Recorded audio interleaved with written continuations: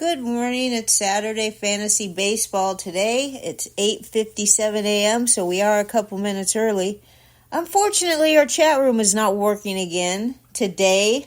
This company is really ticking us off, but we can't find another company to get exactly what we want. So if you're out there, please contact us at lennymelnick@gmail.com because we need a new chat provider. This company, I don't know I think it's updates that they do, and sometimes it takes an hour, and sometimes it takes freaking 2 days. And, And they have no phone. You can't contact them, and that's the biggest problem. I mean, if we knew what was going on, we wouldn't have such a big problem, but we pay for this service, and it's just very upsetting, okay? Very upsetting for Leonard, and then it becomes very upsetting for me, okay? Because a happy husband is a happy life. So, it's 8:58. We're getting started early. Lenny and I are going to meet up with his kids. We got Rachel and her fiance Kevin, and also his son Mark, and Mark's girlfriend Jessica, and myself, and we're going to the Little League ballpark where Lenny used to play center field 65 years ago. He is positive that there is some dirt that he stood on back in the day, and maybe some rocks out there in center field, and we're going to take him on over there. He made me dig out the glove. We have a glove. We have a baseball, and we're ready to go and meet all the kids out there at Lenny's Little League Park. We're happy the place is still there. The one at his high school has been dug up, so we decided, you know what, we're going to go do this. And Lenny could stand the ground that he stood 65 years ago, and we will cherish the day. It's Father's Day tomorrow, but we're celebrating it today because if you're smart, you celebrate Father's Day on Saturday because the restaurants are just a mess on Sunday. Everybody trying to take their dad out, but they're not as bad as they are on Mother's Day because Mother's Day is really the day where everybody takes their mother out. And on Father's Day, a lot of you fathers out there are grilling today. It's going to be a beautiful day here in New York, so let's get started. Our chat room's broken, but if you're listening, I appreciate you, and we'll be able to know if you were listening by the amount of listens that we get on Spreaker today. And let's just get started. So we're going to do the show till 9:30, and then we're headed out to Flushing, Fresh Meadows, Queens, New York. Anybody, and we'll be on 69th Avenue and Francis Lewis Boulevard, if you guys want to meet us out there. All right, the Yankees. I'm wearing my Yankee shirt today, and they are not the Stankies, okay, Danny? You're a pesky Dodger fan, so you call them the Stankies, but they sure don't stink, do they? And I love rubbing this into Danny because Danny's team stinks. Just kidding. He's a Dodgers fan. What are you going to do? He's a great Dodgers fan, though, compared to most of the Dodgers fans on Twitter. These people are just the worst fans ever. But Danny, you're good. And he's texting me right now telling me Stankies. Okay, good. It's so nice to know that you guys are there, even though we can't chat. I do see the notifications pop up. So if you send me something in Facebook, it will pop up on my screen and I'll be able to converse with you there. So they're the first team, the Yankees. The first team to 50 wins. They are on pace for 112 wins and 50 losses. They have the highest run differential in the league. They are 7-3 in their last 10 games. And I'll tell you what, there's only 4 teams in all of baseball, which means that not every division has a team with a plus 100 run differential. Only 4 teams in baseball have a run differential above 100, and the Yankees lead the league with a run differential of 134. So it's not just their pitching, it's also their hitting. And yes, I got Danny and Boston Paul texting me now, both commenting on each other, okay? This is too good. Boston Paul says Danny stinks.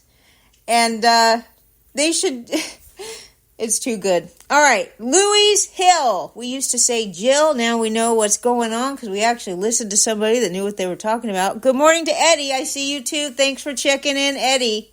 Eddie and Teresa. Great morning to you, friends. Louise Hill picked up the win yesterday over the Red Sox, allowing 1 run on 4 hits, and he did walk 4 in 5 innings, but he also struck out 4. It was his 9th win of the season. You know, this kid is 26 years old, and the last time he pitched, he faced the Dodgers. He allowed 3 runs, but he's now held opponents to 1 run or fewer in 8 of his last 9 starts, and his ERA is down to 2.03. He's got a whip under 1, 96 strikeouts in 80 innings, and he's currently slated for a road matchup against our Orioles insider Eddie's team. He's going up against the Orioles at home. Baltimore's coming to town. Also, Louise Hill, 160 opponent batting average is the lowest through a pitcher's first 21 career starts in the live ball era, and that is since 1920. He's only allowed 35 hits and 76 innings pitched. Doing great. Danny says he'd rather watch Woody Woodpecker than talk to Boston Paul. These two are friends, even though if you didn't know any better, you would think these two are the biggest rivals in town. If you came to the chat room and you didn't know that Boston Paul and Danny are friends, you would think these two hate each other, but it's all in fun. We love it. Mason Wynn collected another hit. He's batting .301 now. You know, this is the Cardinals rookie. He's on pace to be the first full-time MLB shortstop in 8 years to bat .300 at age 22 or younger, and he is 22. Corey Seager and Francisco Lindor both did so in 2016, but Mason Wynn, 22-year-old St. Louis Cardinals shortstop, they finally have a rookie that's panning out. Hello to Tommy Johnson. That's great. Hey, Danny and Paul, add Tom Johnson to your group chat over there. Let's get everybody we can over there, and add Lenny too so he could be involved. The Rockies placed Elias Diaz on the 10-day injured list, retroactive to June 11th with a strained left calf, and that just sucks because Elias Diaz is on every one of my teams. He had such a good and fair draft price this year that I targeted him and didn't even really target him. I always just want to make sure that I get a decent catcher before they all run out, and he was one of the last ones to go, and he's been good. And for a catcher, this is excellent, batting .303 with the .352 on base percentage in 216 plate appearances. But here's the problem. He went to the injured list. It's retroactive to June 11th. He's got a strained left calf. Now, Colorado reinstated, Nolan Jones, who is also supposed to be very good for fantasy matters this season. He is now activated from the injured list. It's not clear how long Elias Diaz is expected to be out of action. His injury is not going to have much of an effect on the standings because Colorado is already at the bottom of the NL West.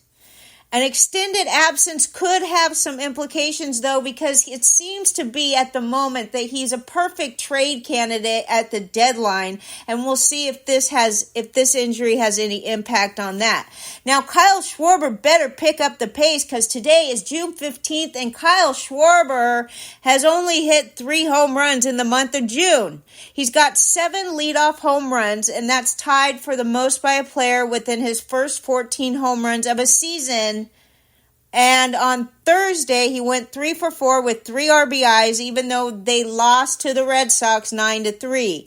Now, he's riding a 7-game hit streak that includes 3 multi-hit games, 2 home runs, and 5 RBIs. He's actually batting very good, which I notated last time I did a show and we talked about Kyle Schwarber. The guy's hitting .249, which doesn't sound great to anybody that doesn't know, but if you know, you know, right? It's great for him. He's got 13 home runs, 41 RBIs, 48 runs scored, and 305 plate appearances, and he better pick up the pace because this guy is supposed to be Mr. June of the century. James Outman hit home run number 5, and he's batting .307 with an OPS of 1.022 at AAA Oklahoma City. He has a 3-game hit streak and a hit in 14 of the 21 games that he's appeared for AAA Oklahoma City. You can expect him to get the call up soon. But Andy Pages is doing good. He's 16 for the last 39, batting .410 in the last 12 games. Thursday night, he went 2 for 4 with a solo homer, and he's now batting .378 in June with 2 home runs, 3 RBI, and 8 runs scored. He has also walked 7 times already this month after drawing just 4 walks through all of May. Another catcher injury that we'll talk about now is Salvador Perez. He injured his knee while catching. He left due to the knee getting progressively worse towards the end of the game. The Royals should know more before today's game, and if he does have to miss any amount of time, it will be Freddie Fermin will be the next man up as Kansas City's catcher. So we will find out more before the game today, most likely, and he was pulled yesterday. Salvador Perez, right knee discomfort, getting progressively worse as the game went on. Another injury, lovely, you come to me to find out all of the injury woes that we have. Well, luckily tomorrow is the free agent waiver wire pickup. So I don't have any recommended pickups, but I don't have time today because it's Lenny's weekend. It's Father's Day, all right? Braves' Michael Harris II left the game yesterday due to a hamstring injury. He's already getting placed on the injured list. Now, this is going to open up some room here, some playing time for J.P. Martinez. He's a 28-year-old outfielder for the Braves, and he was actually called up about a week or so ago, but it looks like he's going to get more playing time, more at-bats, and he's not fantasy relevant, so go find yourself an outfielder somewhere else. His name is J.P. Martinez. Andrew Vaughn is doing good, okay? Andrew Vaughn, last 15 games, 15 for 41 with 4 home runs, 6 RBI, 10 runs scored, a 1.103 OPS. Is he trade bait? Andrew Vaughn, if we had a chat room, I would say to add your opinion in here, but oh, well, what are you going to do? Vaughn went 2 for 5 with a solo home run and an additional RBI on Thursday. That was in the 3-2 extra inning win. Yes, Danny, we will be careful. Trust me, he's going to have his caregiver looking out for him every second. 6 multi-hit games over his past 10 for Vaughn. He's reached safely via hit or walk in 14 consecutive games, and he's slashing .327 with a .373 on base percentage, 4 homers, 7 RBI, and 10 runs scored over that span. This is a note from Boston Paul. He talks to me about Alex Kirilloff, sends me a tidbit, which I thought was good. And by the tidbit, you can come up with something, and I'll let you know that at the end, what it told me just by reading this tidbit. All right, this is the tidbit that Boston Paul sent on Alex Kirilloff. It's possible that the baseball gods are being unkind to him, as he has a .245 batting average on balls in play. We all know how much Boston Paul loves that stat, right? Anyway, this year's average batting average on balls in play is .288. So it's not even 300 anymore, and Alex Kirilloff could be getting unlucky. It's despite some decent StatCast metrics, as his barrel rate and average exit velocity are both around the 80th percentile of league hitters, while his hard hit rate is 56th.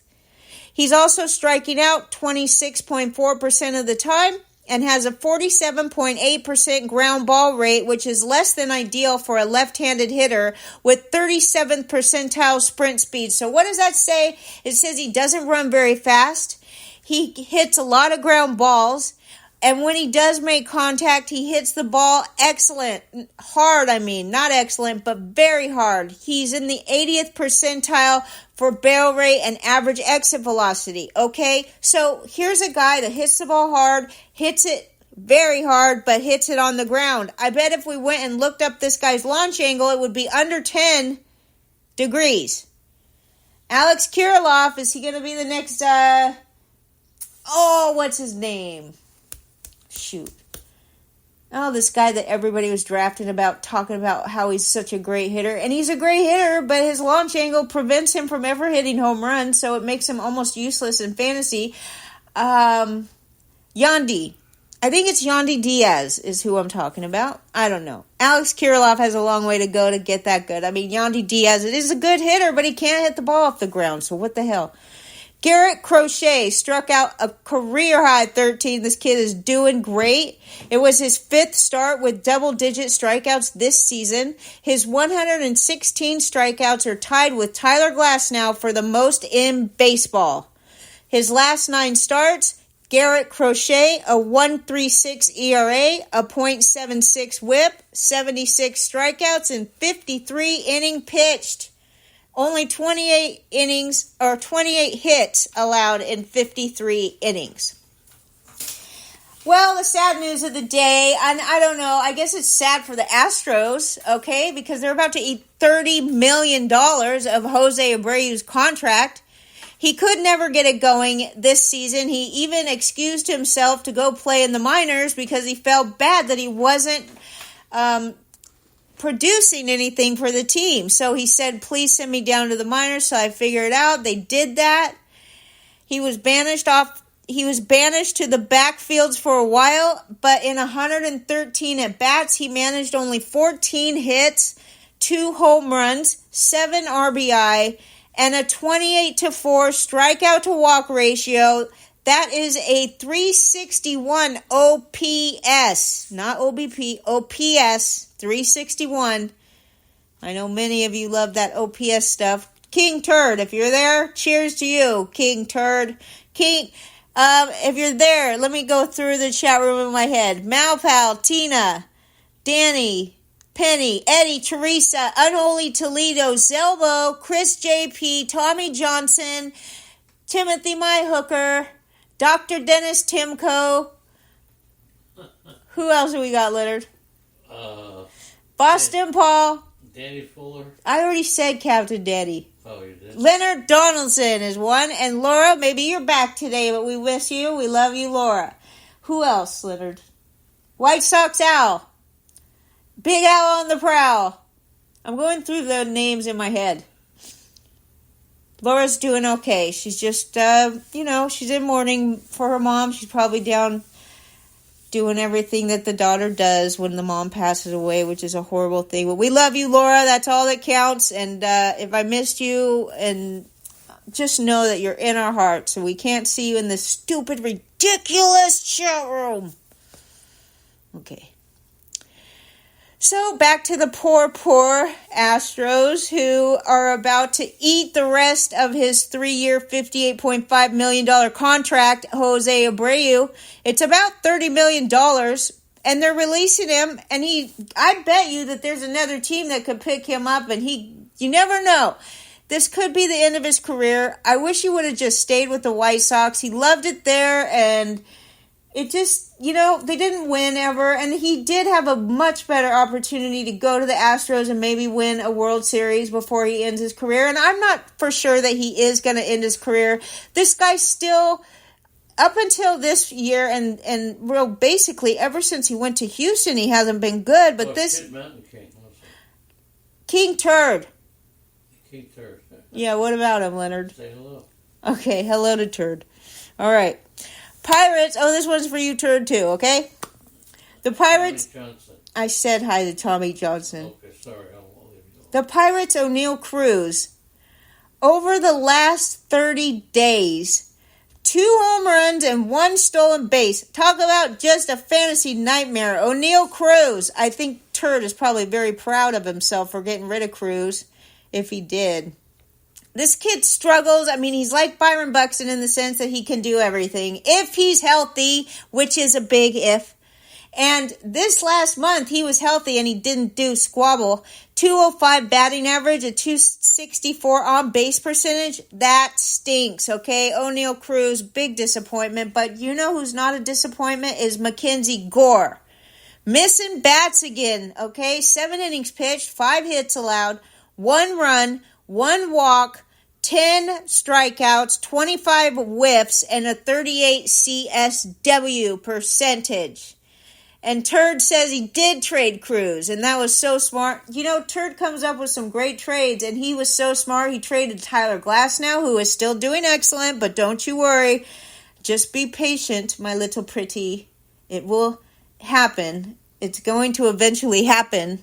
And who else did he trade? There's certain guys that he traded based on the fact that he knew that these guys are going to be put on an innings limit eventually. And Turd said that he's got to be so proud right now. He literally traded O'Neal Cruz as part of a package, not just O'Neal Cruz, but he got Ellie De La Cruz back. And I told him before he did this trade that nobody's going to trade Ellie De La Cruz to you. And he goes, oh, well, it's worth a try. And you know what? He was right, because within 15 minutes, he tells me that they took it, and he's got Ellie De La Cruz, okay? And I don't know how he does it, but he just throws offers out all the time. And that's, do what makes it fun for you, and it works. So, I got to say, if he wins his leagues this year, it's going to be a beautiful sight. There's a lot of hard work put into these leagues of his. He works really... Boston Paul comes to mind too, because he makes so many moves, but both of these guys, and they're just always looking for the next move that they need to make their team better, and they do it. They don't regret it. They make the moves, and it's great. We love to keep up on all these things with our chat room friends.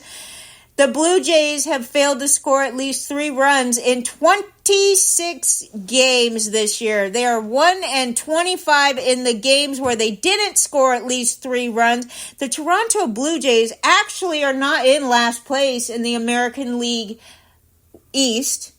That would be the title given to the Tampa Bay Rays, who have a negative 66 run differential. All right. The Blue Jays are beating the Rays, and the Boston Red Sox are in third. And, of course, you have those pesky Stankies. Just kidding. I'm wearing my Yankee shirt. I have to say, those very good New York Yankees, those guys, right above Baltimore. Not by a lot. Okay? Not by a lot. And I'll tell you what, Baltimore is going to give them a run for their money, whether you like it or not. Robert Suarez has converted all 17 of his save opportunities this season. He's only been tagged for a run in only one of his 26 appearances since the beginning of April. And on the season, he has a 6.1 ERA. That's .61. His whip is .68.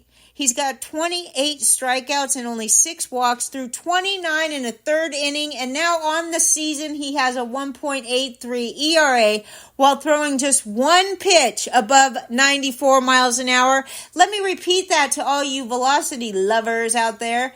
Ranger Suarez has only 1 pitch above 94 miles an hour. And I won't have to repeat the stats that I just said. But don't tell me the soft tossers can't be very effective. He's converted every one of his tries into a save, and he is just doing great. Those of you who have Ranger Suarez do not have to worry about him throwing his arm out. All right? Austin Riley. I think Turd was getting ready to trade Austin Riley or bench him. And I told Turd, please bench this guy, because if you bench him, he'll start hitting. And I guess that that Turd has not benched him yet. I'm using it to do the podcast. So if you want to call him, you can call him back. I'm sorry, I had to answer the phone. That was Mark. No, I'm back. Well, I just had to answer Mark's call. So, Turd, you must have benched Austin Riley. That's what I was saying. He had a breakout game, 3 for 4 with a home run, 3 RBIs, and 2 runs scored. Somebody must have benched him.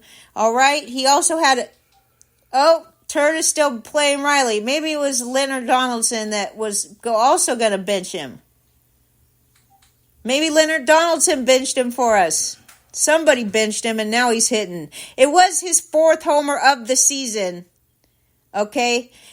and his first since May 3rd, which is a whole month, okay? The first homer in the last 23 games, and during that homerless streak, he posted a brutal 462 OPS. He is now batting .230 with the .296 on-base percentage, all right, with 17 extra base hits and 23 RBIs through 54 games.